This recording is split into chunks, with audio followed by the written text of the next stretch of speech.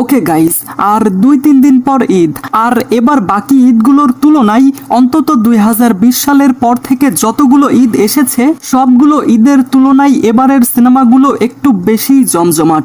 কারণটা কি? কারণ তো আপনারা জানেনই, এবারই ফর দ্য ফার্স্ট টাইম অডিয়েন্সদের এমনটা মনে হয়েছে যে শাকিব খানের কোনো সিনেমা ডেঞ্জার জোনে।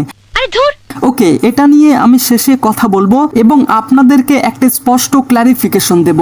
তবে আজকের এই ভিডিওতে আমি কথা বলবো ঈদে মুক্তি পেতে যাওয়া আপকামিং সিনেমার তালিকা নিয়ে। আপনি শুরু করেন। তো কেমন আছেন আপনি আর আপনার উনি? হাই, আমি জনি। চলুন শুরু করি।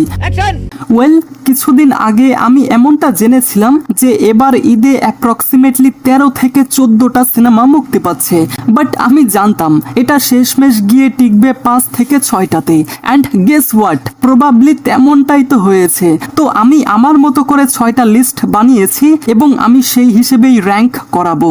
ঠিক আছে। তো নাম্বার 6-এ রয়েছে তসনস, স্টারিং আমাদের সেকেন্ড অনন্ত জলিল, মুন্না ভাই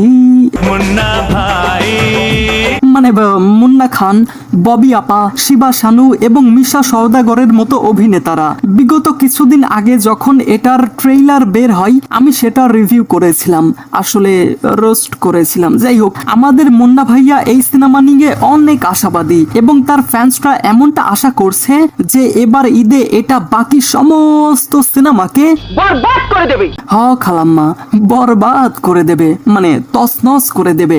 ডায়লগবাজি করো, ডায়লগবাজি। তবে দেখুন, আমি যতই ফানি অথবা মজার কথা বলি না কেন, এটা আমি মানি একটা সিনেমা বানাতে অনেক কষ্ট করতে হয়। আর মন থেকে একটা কথা বলি, বাংলা সিনেমার পাশে আমাদেরকেই থাকতে হবে, বাংলা সিনেমাকে সাপোর্ট করতে হবে। ওকে, জ্ঞানের কথা বাদ দেই, পরবর্তী পয়েন্টে যাওয়া যাক।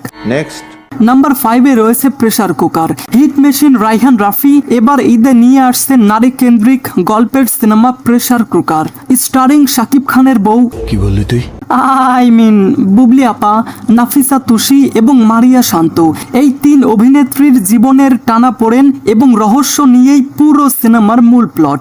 আর এই সিনেমাতে রাফি বরাবরের মতোই তার ভিন্নধর্মী মেকিং এর ছাপ কিন্তু রেখেছেন। সমাজের বাস্তব কিছু সমস্যা এবং রহস্যময় গল্পের মিশেলে তৈরি করা এই সিনেমাটি ড্রামা প্রেমী অডিয়েন্সদের জন্য এটা ঈদের সেরা চয়েস হতে পারে। Next number 4, Banalata express. গল্প নির্ভর সিনেমার দর্শকদের জন্য এবারের ঈদের সব থেকে বড় চমক হতে চলেছে বনলতা এক্সপ্রেস।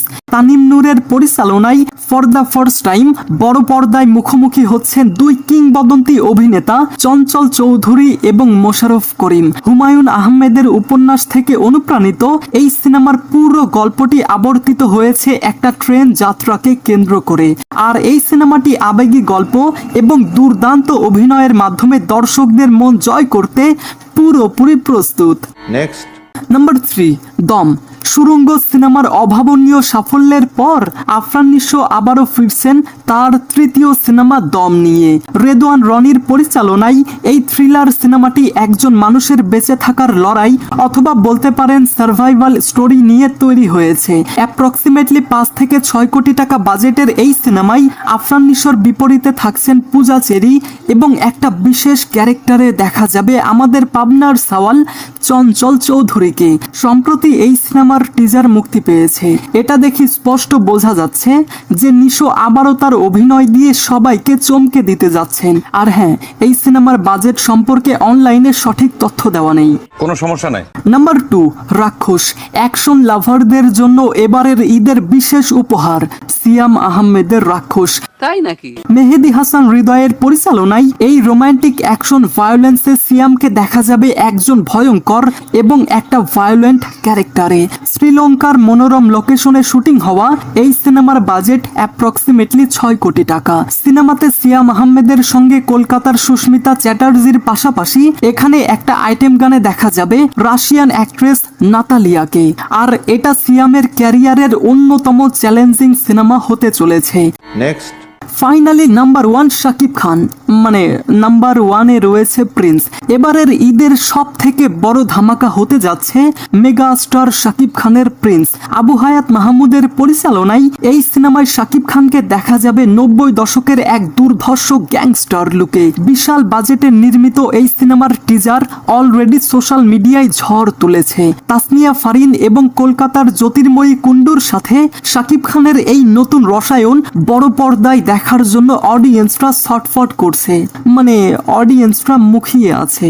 বেশি এক্সাইটেড হয়ে গেছিলাম। যাই হোক, আচ্ছা ঠিক আছে, বেশি এক্সাইটেড হওয়ার দরকার নেই। অ্যাকশন আর ইমোশনের এক পারফেক্ট কম্বিনেশন হতে যাচ্ছে এই প্রিন্স। অনেকেই দেখলাম সোশ্যাল মিডিয়ায় বলছে এবারই for the first time Shakib খানের কোনো সিনেমা ডেঞ্জার জোনে।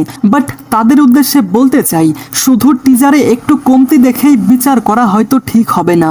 রিমেম্বার, এটা শাকিব খান, আন্ডার এস্টিমেট করা যাবে না।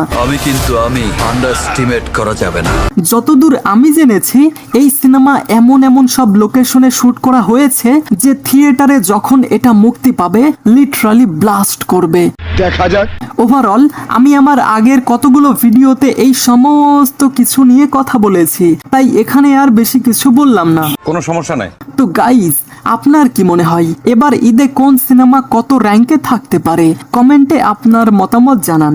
ঠিক আছে। Thanks for watching guys.